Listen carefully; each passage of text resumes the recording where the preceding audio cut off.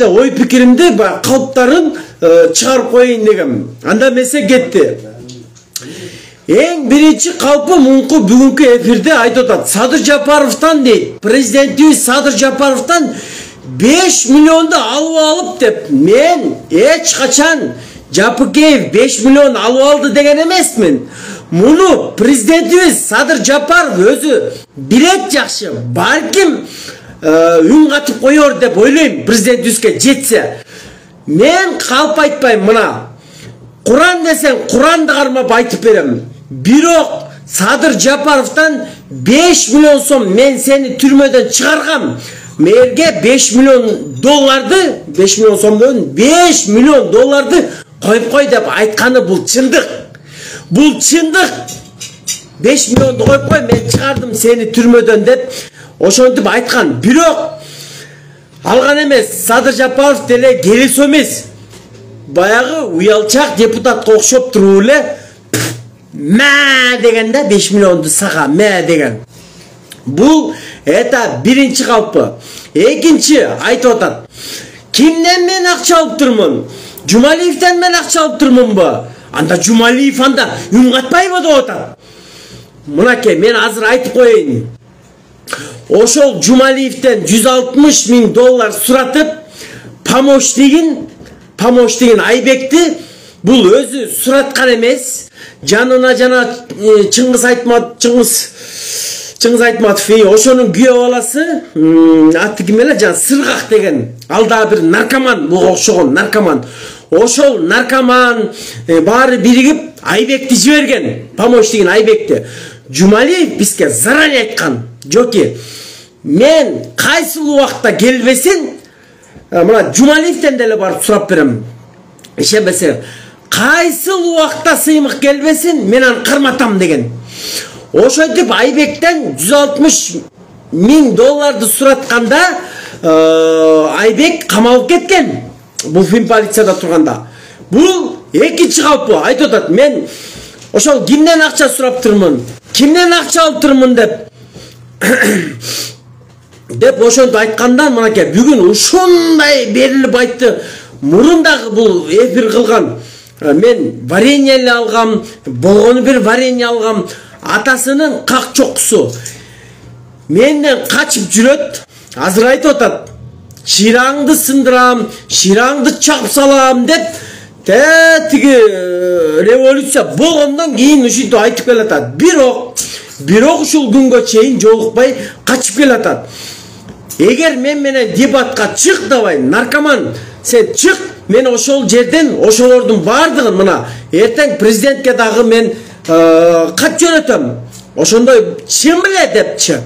Бул тастыкталган маалымат, мен жизни калп сүйлөбөйм. Бул экинчи калпы. Үчүнчү калпы. Мен дейт, мен Ысык-Көл гостиницасында туруп алып, ошол күнү Сооронбайды мен кубаладым деп, атасынын чокусу ошол жерде нашага тоюп алып, жанагы Жамал Рысалиевден пачкалап акчаны алып, аны первивице кылып, ошол жерде нашага тоюп эле гостиницанын жанында турду.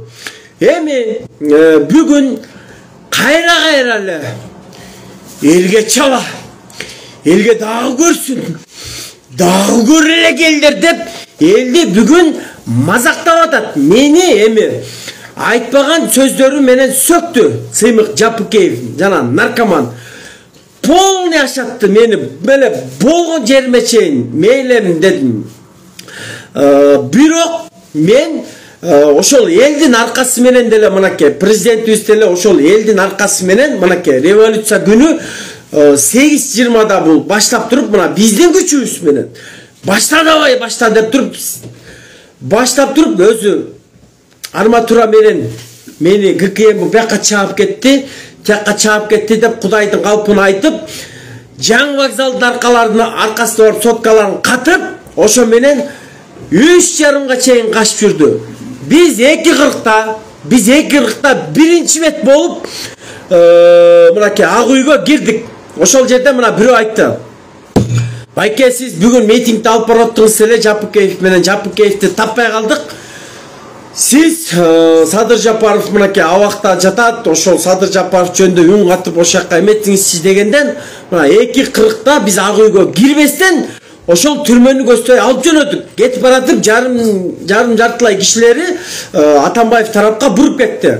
Эми мунун мисалы айткан сөздөрүнүн 90% лапша десем даже калп айтам. Мунуку 99% лап Кудайдын калпын айтып атат. 99% мен эч качан айткан эмесмин. Садыр Жапаровдон 5 миллион доллар алып алыптыр деп. Мен айткам, мойнума алам. 5 миллион доллар сураган дедим. Ал чындык. Действительно ошондой түрмөдөн чыккандан кийин бул сураган. Андан кийин чыгары менен мынакей Финполициянын астында ошондо мына мойтты. Садыр, мен кете берейинби прокуратура? Мен кете берейинби деп мону. Мен кете берейинби? Же элге кете берейинби? Тияк элдер кыйкырып атты. Мойтуп мына турду. Анан Садыр Байкең дагы эрден меле официант бер жакта калсын, менюну алды.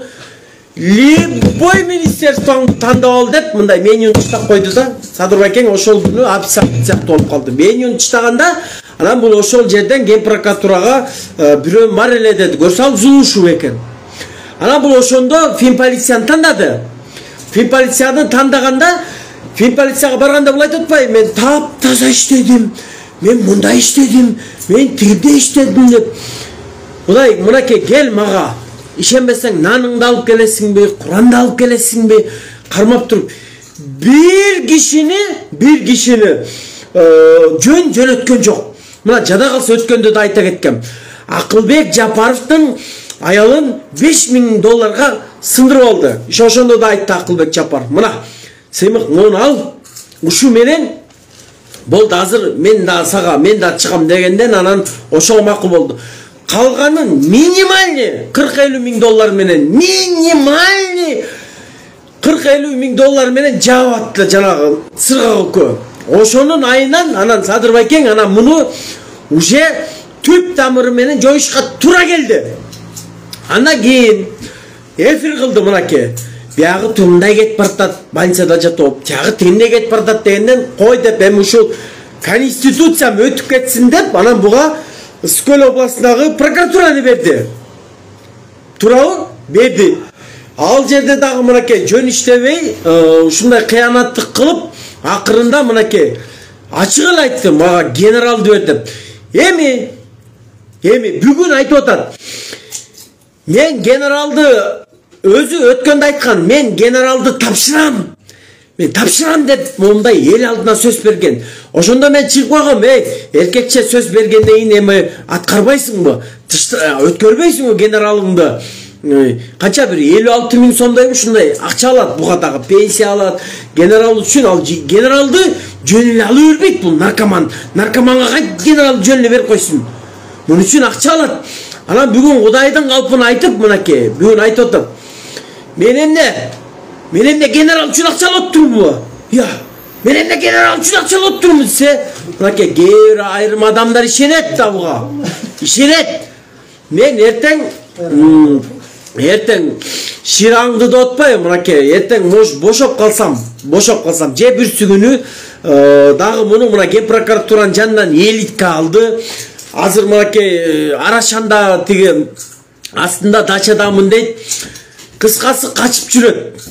Мен мына айтам, мен сен менен мынакей мен өткөндө да Мотивке айткам, кой Мотив, мен сен менен акый айтып отчу бербейм, кел рингке треугольникке депчи. Калкачты Мотивиң. Андан кийин мына Акбаланы чакыргам. Акбала чыккан, мен шапалак менен жоки, сен тамашалашпа, анан мен сени шапалак менен мойтуп таштайм, анан тийип таштайм деп ал жок. Эми Мотив интернеттен, Фейсбуктан акый айтып бербейли, Сыймык.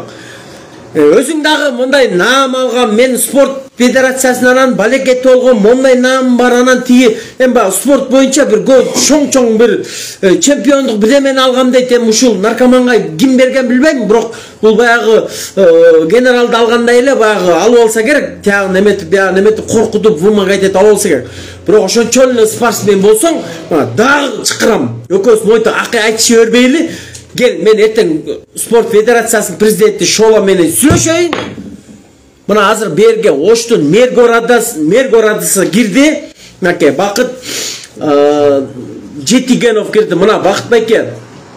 Сиз үчүн дагы мен мына эл үчүн туруп бер, мен Бакыт байкең үчүн дагы ак үйдүн алдында мынакей эжеңизби карындашыңыз жакшы билет. Балтабай менен громкоговоритель алып келип эл үчүн деп күйүп жүрсөм, могунун мынакей бүгүн сыймыктын кылганы вообще туура эмес.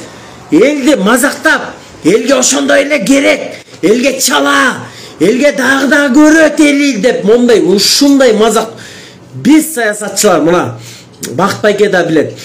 Биз саясатчылар элди эч качан мазактап келген эмеспиз. Ошол элдин аркасы менен ушундай ийгиликтерге жеткенбиз. Мына Бакыт байке, сиз өзүңүз деле канча ай отурдуңуз жанагы жетиге кимдер менен, Азамат Мусакеевтер менен, ал саткан Абдил Сегизбаевди саткан миллион сом алып. Мисалы мен бир да адамды сатып көрө элекмин. Орган кызматкерлерине мынакей канча деген адамдарды саткан, мына ар кимиси камалат, сатат, тигинтет, митет, эптеп кутулат. Мен мына канча жолу сурак бердим, канча жолу камалып да чыктым, мынакей Ташиевди сөгүп, Садыр Жапаровду сөгүп, камалып да чыктым, бирок бир да адам сатып көргөн эмесмин. Мен Абдилди да саткан эмесмин. Абдил мени чыштап кетти, Сегизбаев. Атамбаевтар мени чыштап кетти, мен аларды сатып да көргөн эмесмин. Бүгүн мынакей Жапыкеев эфирди кылып алып, мени ушундай чучугума ушундай тийдиң. Бирок мейли, бул эми кандай десек, бул соц тармактагы жөн эле айтыш. Бирок сен ошол жерден элди ушундай басмырладың. Ошол жерде мынакей Ге прокуратураны басып алгансың, өзүң эфир кылгансың. Ошол жерден мен Райым менен Сооронбайга иш козгоп койдум деп. Сен ошол эле ошол айткан сөзүң эле уже жетиштүү. Сен ошол эле сөзүң менен камалсаң болот азыр. Ошол эле мына басып алган Ге прокуратураны Шыкмаматовдон кийин сен басып алгансың. Сен басып алгансың. Алардын бардыгы видеолор бар. Азыр бүгүнкү күнгө чейин мен басып алган эмеспин. Мен ал жерди кайтарып эле отургам деп Кудайдын калпын. Мынакей бир сөзүң мындай туура болбойт да, бир сөзүң туура болсо дагы мен айтат элем, ушул баланын бул 99%, 100%, 99 монча процентинин бирөөсү чындык. Бирөөсү чындык деп айтат элем. Кухняда отуруп алып, мына элдин менде билесиң баягы видео эмелерин чыгаргам. Элдин көтүнөн дейт, элдин көтүнөн реактивный түтүн чыгып атат деп буга чейин сүйлөшкөндөрүң чындык. Бүгүн Нашага тоюп алып, козел эчкинин жанында мынакей эчкилер менен кучакташып, эчкилер менен өбүшүп жүрөсүң. До сих пор мынакей жолукпайсың. Бирок мен эртең же бүрсү күнү мына үйүңө барам. Үйүңдө жок болсоң Ге прокуратурадан дачага барам. Дачага. Сүйлөдүңбү раз сөктүңбү? Жооп бер да. Мындай качабы эң жок дегенде дебат кылалы да прямой эфирден. Мен сенин жалганыңды монда алдыма коюп туруп чыгаргым келет да. Мен эч качан Садыр Жапаровдон 5 миллион доллар алып алды деп эфир кылган эмесмин. Кылсам ошол эфиримди бетиме коюп бер мондай. Ошол бар эфир. Мен айткам, Садыр Жапаровдон 5 миллион доллар сураган дегем. Бирок ошол сураганың мен сени чыгардым түрмөдөн. 5ти коюп кой деген чындык. Бабанов сени түртөлү, президенттикке сени түртөлү давай деп миллион доллар сураганың чындык. Акырында уже Садыр Жапаров элдин барын уже биз кыкыртып койгондон кийин, Садыр деп кыкыртып койгондон кийин, анан сен уже айла жок уже сүйлөшкө туура келди. Сен тиякка бир качтың. Сен мурун эле 2 мартта мынакей чыкпай койгонсуң. Сабыр отказ чыкпай эле койду, Садыр чыкпай эле койду деп. Бирок ал учурда андай болбойт эле. Сен коркокту эркектик кылган эмессиң. Мен азыр мына бүгүнкү күн менен ладно, эфир токтотуп турайын.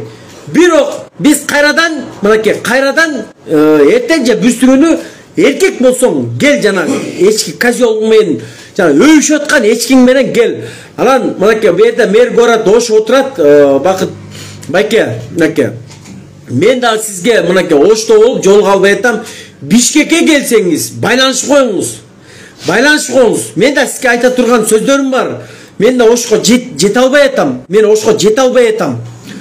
Ошо достор, мону бөлүшүп детин наркоманга штаб жеткизип койгула.